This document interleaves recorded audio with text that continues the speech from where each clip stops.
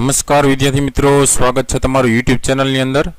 ધોરણ 9ની અંદર ગુજરાતી વિષયમાં પાઠ 6 આવે છે લોહીની સગાઈ, જે પાઠનો પ્રકાર છે નવલિકા, અને આ પાઠ આપેલો છે ઈશ્વર પેટલીકરે।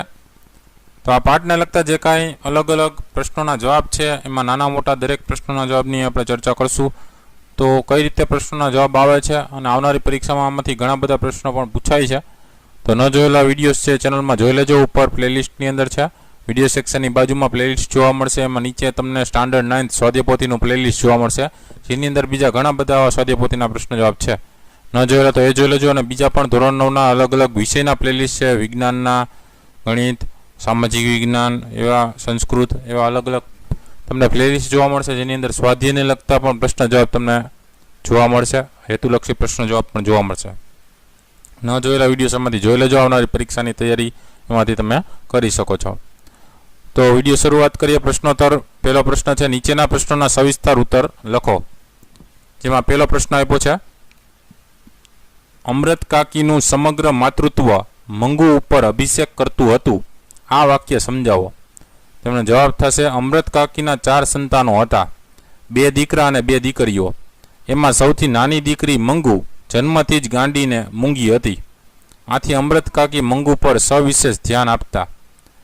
અમૃત કાકી એના ઉછેર અને ચાકરીમાં કોઈ કસર રાખતા નહીં, કેમ કે મંગુને જાડો પેશાબ ક્યાં કરાય અને ક્યાં ન કરાય તેનું ભાન પણ ન હતું। અમૃત કાકીને મન જાણે મંગુ જ એમનું એક સંતાન હોય। રજાઓમાં એમના દીકરાઓ અવારનવાર ઘરે આવતા, ત્યારે અમૃત કાકીનું ઘર એમના પૌત્ર પૌત્રીઓના ખિલખિલાટથી ગુંજી ઉઠતું, પણ અમૃત કાકીને એ જોઈને આનંદ થતો નહીં। તેઓ ભાગ્યે જ એમને તેડતા, રમાડતા કે લાડ લડાવતા। અમૃત કાકીની વહુઓની ફરિયાદ હતી કે તેમને દીકરાના બાળકો દીઠા ગમતા નથી, એક ગાંડા હીરાને જ છાતીએથી અળગી કરતા નથી। મંગુને ખોટા લાડ લડાવીને તે જ વધારે ગાંડી કરી મૂકી છે, આવું કેટલું એમની દીકરીએ પણ સંભળાવી દીધું હતું। આ હકીકત દર્શાવે છે કે અમૃત કાકીનું સમગ્ર માતૃત્વ મંગુ ઉપર અભિષેક કરતું હતું। બીજો પ્રશ્ન આપ્યો છે, દવાખાનાનું વર્ણન લોહીની સગાઈ પાઠના આધારે કરો। તેમનો જવાબ છે, દવાખાનામાં મુલાકાતના સમયે વચલા ખંડમાં દર્દીઓ અને એમના સગા સંબંધીઓ છૂટા છૂટા બેઠા હતા। સ્વજનોએ ઘરેથી તૈયાર કરીને લાવેલું ભોજન દર્દીઓ જમી રહ્યા હતા। પરિચારિકાઓ દર્દીઓ સાથે હસીને વાત કરતી હતી। એક ગાંડીબાઈને પરિચારિકાએ એના ધણીએ લાવેલું ખાવાનું ખાઈ લેવા પ્રેમથી સમજાવ્યું, પણ પેલી ગાંડીબાઈએ છણકો કર્યો। પરિચારિકાએ સહેજ પણ ખીજાયા વગર પાણીનો લોટો લાવી એમનું મોં ધોવડાવ્યું, નેપકિનથી એનું મોં લૂછ્યું। અમૃત કાકીએ પરિચારિકાને મંગુ વિશે કેટલી ભલામણો કરી, છતાંય તેણે ધીરજ રાખીને એમના દરેક સૂચનનો સંતોષકારક જવાબ આપ્યો। અમૃત કાકીને દર્દીઓના ખંડમાં જઈને જોવાની ઈચ્છા હતી, પણ દવાખાનાના કાયદા પ્રમાણે પરિચારિકા અમૃત કાકીને અંદર જવાની ના પાડે છે। મંગુને પરિચારિકાના હાથમાં સોંપતા અમૃત કાકી છૂટા મોએ રડી પડે છે, ત્યારે ડૉક્ટર, મેટ્રન અને પરિચારિકાઓના હૈયા ભરાઈ આવે છે, પણ તરત જ પરિચારિકા પોતાના હાથમાંનો રૂમાલ ફરકાવીને મંગુને એ રૂમાલ લેવા લલચાવે છે। મંગુ એની નજીક આવતા જ એનો હાથ પકડી હળવેથી અંદર લઈ જાય છે। ત્યાર પછી ત્રીજો પ્રશ્ન છે, મંગુને દવાખાને મૂકવા જતા પહેલાની અમૃત કાકીની માનસિક સ્થિતિનું વર્ણન કરો। નો જવાબ છે, અમૃત કાકીના ગામની દીકરી કુસુમ અચાનક ગાંડી થઈ ગઈ હતી, પણ દવાખાનામાં સારવાર લીધા પછી સાજી થઈ ગઈ। કુસુમ પાસેથી દવાખાનામાં ગાંડી દર્દીઓ સાથેનો સારો વ્યવહાર જાણ્યા પછી અમૃત કાકી મંગુને દવાખાનામાં મૂકવા તૈયાર થયા, પરંતુ ત્યારથી એમની ઊંઘ ઉડી ગઈ। તેમને થતું કે મંગુ મોટી થતી જાય છે અને પોતાની વૃદ્ધાવસ્થા પણ વધતી જાય છે। તેઓ જાણતા હતા કે વહુઓ મંગુની ચાકરી નહીં કરે, એ સ્થિતિમાં એને કદાચ સારું થઈ જાય અને ન સારું થાય તો પણ દવાખાનામાં એનું મન ગોઠી જાય તો પોતાના અંતકાળે એટલી તો શાંતિ રહેશે કે આ દુનિયામાં મંગુની ચાકરી કરનારું કોઈ પારકું છે।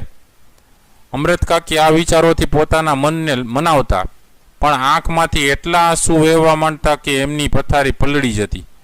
એમને થતું કે તે થાકી ગયા છે એટલે મંગુને દવાખાને મોકલવા તૈયાર થયા છે. દીકરાને પત્ર લખીને બોલાવવાની મોટી ભૂલ કરી. એટલી સી ઉતાવળ હતી કે શિયાળાની ઠંડીમાં અને દવાખાનામાં ધકેલવી પડે. પ્રશ્નાચિહ્ન. રાતમાં પોતે એને કેટલી વખત ઓઢાડતા? દવાખાનામાં એને વારે ઘડીએ કોણ ઓઢાડશે? પ્રશ્નાચિહ્ન. ઉનાળામાં દાખલ કરી હોત તો સારું થાત. અમૃત કાકીની માનસિક સ્થિતિ ન કહેવાય કે ન સહેવાય એવી થઈ ગઈ હતી. પ્રશ્ન બીજો છે, નીચેના પ્રશ્નોના 2-3 વાક્યોમાં ઉત્તર લખો. પહેલું છે, ગામના લોકો કઈ બાબત અંગે અમૃત કાકીના વખાણ કરતા? નો જવાબ છે, અમૃત કાકીએ જન્મથી ગાંડીને ઊંઘી મંગુના ઉછેર અને ચાકરીમાં તેમજ લાડ લડાવવામાં કોઈ કસર રાખી ન હતી. આવી ગાંડી છોકરીને તો અમૃત કાકી જ ઉછેરી શકે.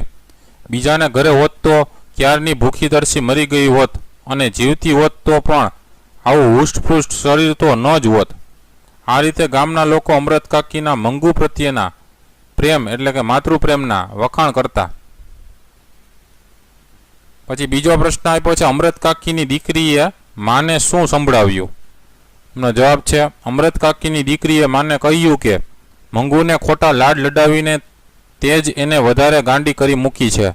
12 વર્ષની મંગુને ટેવ પાડીએ તો એને જાડો પેશાબ ક્યાં કરાય ને ક્યાં ન કરાય એનું ભાન આવે.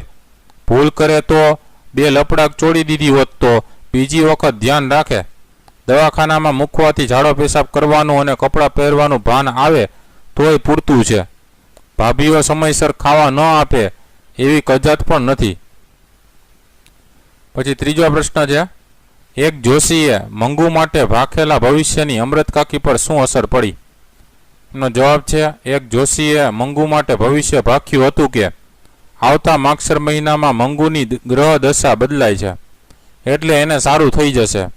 આ જાણીને અમૃત કાકી માટે માગસર મહિનો આરાધ્ય દેવ બની ગયો. ત્યારથી અમૃત કાકી વિચારે ચડી ગયા કે જો માગસર મહિનામાં મંગુને સારું થઈ જાય તો મુઈનું રૂપ તો એવું છે કે મૂર્તિઓ એને જોતા જ હા પાડી દે.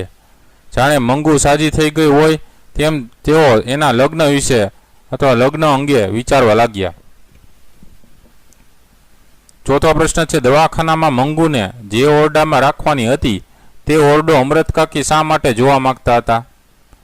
એનો જવાબ છે, દવાખાનામાં દર્દીઓને મળવા આવેલા મુલાકાતીઓ વિદાય લેતા હતા ત્યારે દર્દીને અંદર ખંડમાં લઈ જવા પૂરતું જ બારણું ખુલતું. એ તક ઝડપી લઈ અમૃત કાકીએ 2-3 વખત અંદર જોયું. અંદર 3-4 સ્ત્રીઓના વાળ ફગફગતા હતા અને એ સ્ત્રીઓ હસ્તવ્યસ્ત કપડામાં ફરતી હતી. એક સ્ત્રીએ તો એમની સામે જોઈને છાતી કૂટી અને આંખ ત્રાસી કરીને એવી રીતે જોયું કે તેઓ છળી ગયા. આ દ્રશ્ય જોયું એટલે અમૃત કાકી દવાખાનામાં મંગુને જે ઓરડામાં રાખવાની હતી એ ઓરડો જોવા માંગતા હતા. પાંચમો પ્રશ્ન છે, અમૃત કાકીએ દવાખાનામાં મંગુ માટે કરેલી ભલામણો નોંધો. એનો જવાબ છે, અમૃત કાકીએ દવાખાનામાં મંગુ માટે પરિચારિકાઓને કેટલીક ભલામણો કરી. મંગુને મૂંગા ઢોર જેટલું ભાન નથી. એ સૂકો રોટલો ખાતી નથી. સાંજે વાડુમાં રોટલો દૂધમાં ચોળીને આપજો. દૂધ ના હોય તો દાળમાં ચોળીને આપજો. એને દહીં બહુ ભાવે છે. દરરોજ તો ના બને પણ બીજે ત્રીજે દહાડે દહીં આપજો. એ માટે વધારાનો ખર્ચ થશે તે અમે આપીશું. જે એની ચાકરી કરતું હશે તેને પણ રાજી કરીશું. પછી ત્રીજો પ્રશ્ન આવે છે, નીચેના પ્રશ્નના એક વાક્યમાં ઉત્તર લખો. પહેલો પ્રશ્ન છે, લોહીની સગાઈ પાઠના લેખકનું નામ લખો. નો જવાબ છે, લોહીની સગાઈ પાઠના લેખક ઈશ્વર પેટલીકર છે. બીજો પ્રશ્ન છે, લોહીની સગાઈ પાઠનો સાહિત્ય પ્રકાર જણાવો. તેનો જવાબ છે, લોહીની સગાઈ પાઠનો સાહિત્ય પ્રકાર નવલિકા છે. ત્રીજો પ્રશ્ન છે, અમૃત કાકી લોકોને દવાખાના અંગે શાની ઉપમા આપતા? નો જવાબ છે, અમૃત કાકી લોકોને દવાખાના અંગે પાંજરાપોળની ઉપમા આપતા. ચોથો પ્રશ્ન છે, બાપરે તમે માં થઈને એને ધકેલી મૂકો છો પછી દવાખાનાવાળાનો શો દોષ કાઢવો? આ વાક્ય કોણ બોલે છે? તેનો જવાબ છે, બાપરે તમે માં થઈને એને ધકેલી મૂકો છો પછી દવાખાનાવાળાનો શો દોષ કાઢવો. આ વાક્ય ગાડીના મુસાફર બોલે છે. પાંચમો પ્રશ્ન છે અમૃત કાકી મંગુની નાતમાં વટલાઈ ગયા હતા એટલે. જવાબ છે અમૃત કાકી મંગુની નાતમાં વટલાઈ ગયા હતા એટલે અમૃત કાકી મંગુની જેમ ગાંડા થઈ ગયા હતા. છઠ્ઠો પ્રશ્ન છે વહુઓ મંગુની ચાકરી નહીં કરે એની અમૃત કાકીને ખબર પડી ગઈ હતી, કેવી રીતે? નો જવાબ છે વહુઓ મંગુની ચાકરી નહીં કરે એની અમૃત કાકીને ખબર પડી ગઈ હતી કારણ કે બેમાંથી એકે વહુએ હજી સુધી અમૃત કાકીને પોતાને ત્યાં રહેવા આવવાનું આમંત્રણ આપ્યું ન હતું. સાતમો પ્રશ્ન છે અમૃત કાકીની દ્રષ્ટિએ લોહીની સગાઈ ક્યારે ખરી ગણાય? નો જવાબ છે અમૃત કાકીની દ્રષ્ટિએ તે ગાંડી મંગુની સાચી માં બની રહે ત્યારે જ તેમની લોહીની સગાઈ ખરી ગણાય. આઠમો પ્રશ્ન છે દીકરાએ બહેન મંગુને જીવતા સુધી સારી રીતે પાળવાની પ્રતિજ્ઞા કરી ત્યારે તેના પર શી અસર પડી? નો જવાબ છે દીકરાએ બહેન મંગુને જીવતા સુધી સારી રીતે પાળવાની પ્રતિજ્ઞા કરી ત્યારે વેદનાનો કાળમીંડ પથ્થર એની છાતી પરથી ખસતો ગયો.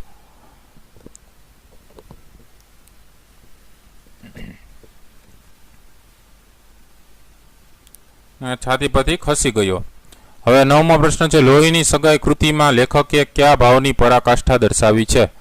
તેમનો જવાબ છે લોહીની સગાઈ કૃતિમાં લેખકે માના વાત્સલ્ય ભાવની પરાકાષ્ઠા દર્શાવી છે. દસમો પ્રશ્ન છે અમૃત કાકીએ એમની દીકરી કમુને ક્યારે પરણાવી હતી? એમનો જવાબ છે અમૃત કાકીએ એમની દીકરી કમુને 14મું વર્ષ ઉતરતા પરણાવી હતી. 11મો પ્રશ્ન છે માગસર મહિનો અમૃત કાકીનો આરાધ્ય દેવ કેમ બની ગયો હતો? નો જવાબ છે માગસર મહિનો અમૃત કાકીનો આરાધ્ય દેવ બની ગયો હતો કારણ કે એક જોશીએ ભાખ્યું હતું કે આવતા માગસર મહિનામાં મંગુની દશા બદલાય છે એટલે એને સારું થઈ જશે. 12મો પ્રશ્ન છે અમૃત કાકીએ મંગુને દવાખાનામાં મૂકવાનો નિર્ણય કેમ કર્યો? નો જવાબ છે સાજી થઈ ગયેલી કુસુમ સાથે વાત કર્યા પછી અમૃત કાકીને નવી આશા જન્મી હતી કે મંગુના કરમમાં દવાખાનામાં જવાથી મટી જવાનું લખ્યું હશે, તેથી અમૃત કાકીએ મંગુને દવાખાનામાં મૂકવાનો નિર્ણય કર્યો. 13મો પ્રશ્ન છે અમૃત કાકીના દીકરાએ શી પ્રતિજ્ઞા કરી? નો જવાબ છે અમૃત કાકીના દીકરાએ મંગુને જીવતા સુધી સારી રીતે પાળવાની પ્રતિજ્ઞા કરી. 14મો પ્રશ્ન છે અમૃત કાકીને કેટલા સંતાનો હતા? નો જવાબ છે અમૃત કાકીને 2 દીકરા અને 2 દીકરીઓ હતા. ત્યાર પછી આવે છે વ્યાકરણલક્ષી પ્રશ્નના જવાબો. એમાં પહેલો પ્રશ્ન છે નીચે આપેલા શબ્દોની જોડણી સુધારીને લખો. પહેલું છે એમાં વૃદ્ધાવસ્થા છે એવી રીતે લખાશે વૃદ્ધાવસ્થા, દ્ર કરવાનો અને દ અડધો કરવાનો વૃદ્ધાવસ્થા. પછી બીજું એમાં આશ્વાસન આપ્યું છે તો એમાં સસલાનો આવશે આશ્વાસન. ત્રીજુંમાં પરિચારિકા છે એમાં રી રસવાઈ આવશે બંનેમાં પરિચારિકા. કાળમીંડમાં ડની જગ્યાએ ઢ આવશે કાળમીંડ. પાંચમું છે અભિષેક એમાં ષટકોણ વાળો અભિષેક એમાં ભી રસવા વાળું અભિષેક. પછી હિંડોળા ખાટ એમાં હિંગ છે એ દીર્ઘ આવશે હિંડોળા ખાટો ડની જગ્યાએ ટ. સાતમામાં જાડો પેશાબ છે એમાં જબલાનો જાડો પેશાબ એમાં સણાઈ વાળો જાડો પેશાબ. પછી નિર્ણયમાં રસવા વાળું ની નિર્ણય હણા ઉપર રેફ નિર્ણય. બીજો પ્રશ્ન છે નીચે આપેલા શબ્દના ધ્વનિ છૂટા પાડવાના છે. તેમાં પહેલું છે સાક્ષાત્કાર.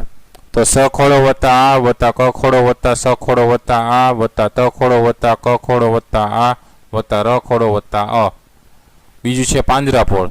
તો પ ખોડો વત્તા આમ વત્તા જ ખોડો વત્તા અ વત્તા ર ખોડો વત્તા આ વત્તા પ ખોડો વત્તા ઓ વત્તા અળ ખોડો વત્તા અ. ત્રીજું છે વર્તન. તો વ ખોડો વત્તા અ વત્તા ર ખોડો વત્તા ત ખોડો વત્તા અ વત્તા ન ખોડો વત્તા અ.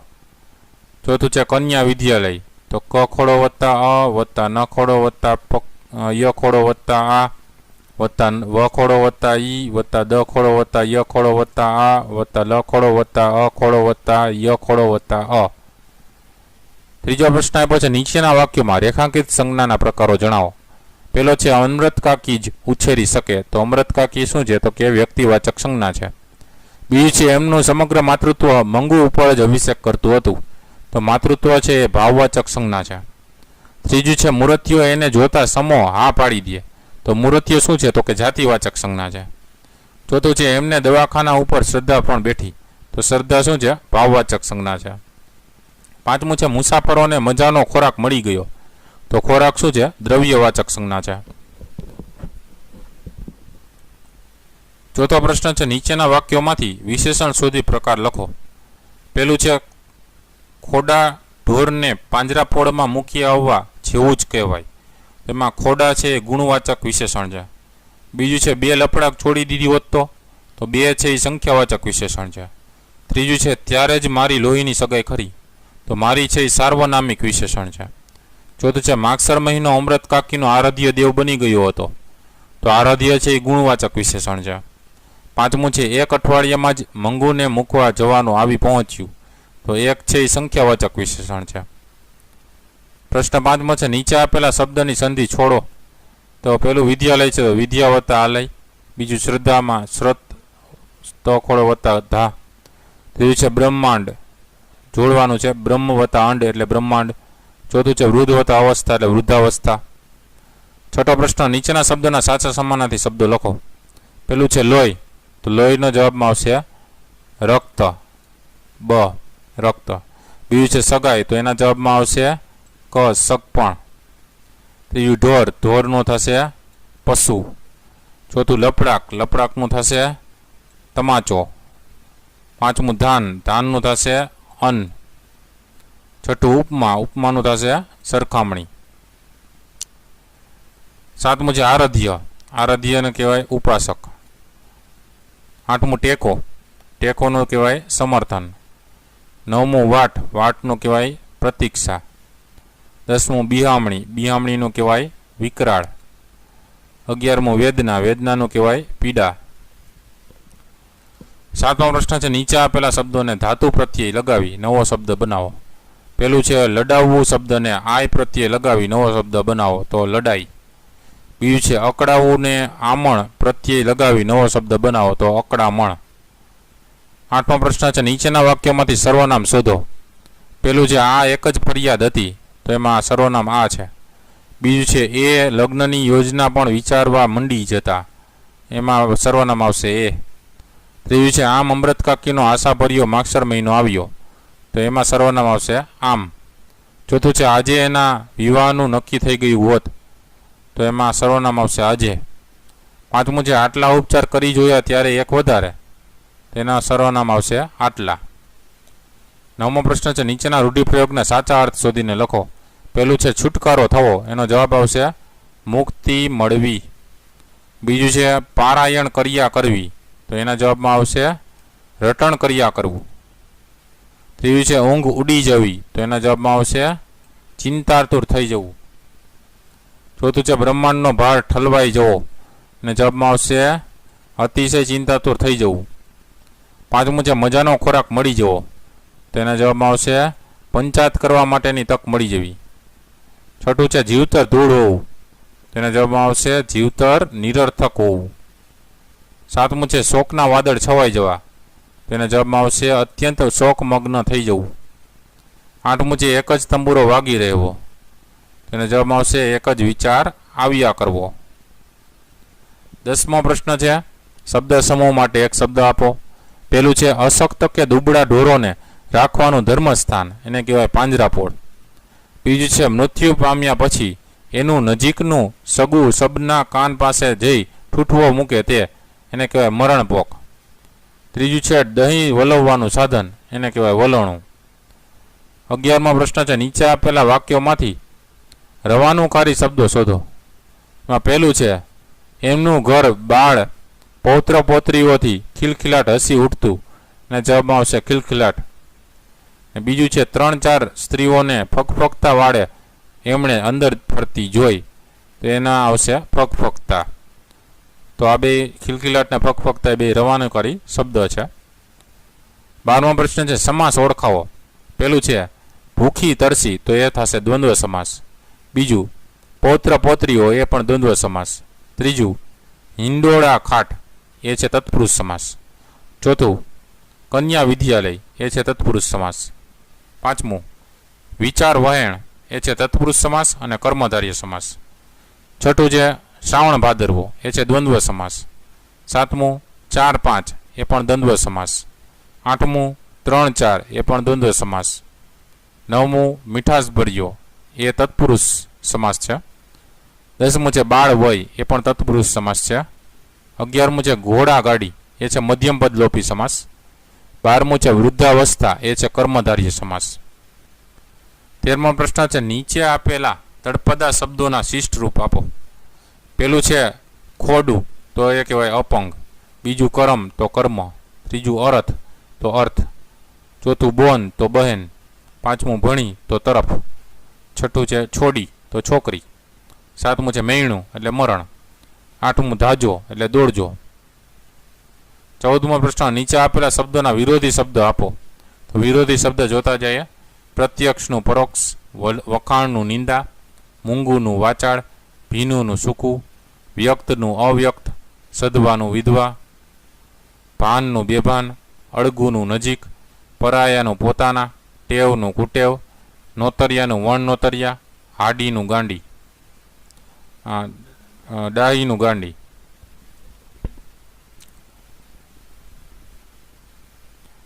15મો પ્રશ્ન આવે છે નીચે આપેલા શબ્દોના લિંગ ઓળખાવાના છે. તો લિંગ જોતા જઈએ.